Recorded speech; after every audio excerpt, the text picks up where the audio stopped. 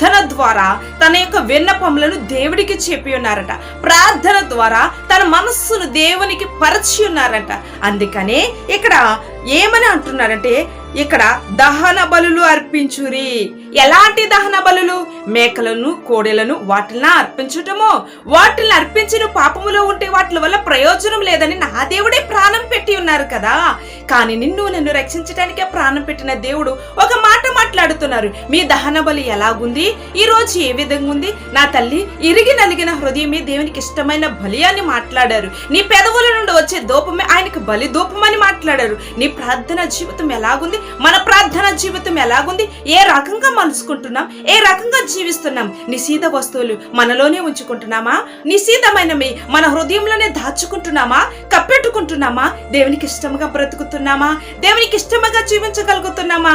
మన యొక్క మందిరం యొక్క దూపము ఎలాగుంది? మనం మూసి ఉందా మన హృదయము? అందుకే ఇక్కడ ద్వారబంధము ముయ్యుకుడే అంటున్నారు. మన హృదయంని మూసుకుని దేవుని రమ్మని మనం బ్రతిమలాడుకుంటున్నామా? లేకపోతే మన దీపము ఆరిపోయేటట్టు వాక్యంలో వెలుగులో నివసించలేకపోతున్నామా? లేకపోతే మన ధూపము ప్రార్థన ద్వారా దేవుని సన్నిధికి చేరేంతగా చేయగలుగుతున్నామా? మన బలి ఆయనకి ఇష్టమవుతుందా? నా ప్రియమైన తల్లి, నా సహోదరుడా, నా సహోదరి, ఈ రోజు దేవుడు నన్ను ప్రశ్నిస్తున్నాడు. చెప్పే మేము గొప్ప వాళ్ళం కాదు, ఎవరూ గొప్ప వాళ్ళం కాదు. దేవుని మాట మాత్రమే చల్లడానికి ఒక పాత్ర, అంతేకాని ఏ ఒక్కరూ ఆయన కంటే గొప్పవారు లేరు. మీకు మాట్లాడుతున్నారు. అందుకనే నిన్ను సరి చేయడానికి దేవుడు చిన్న అవకాశం ఇచ్చారు. మరి సరి చేసుకుందామా నా తల్లి?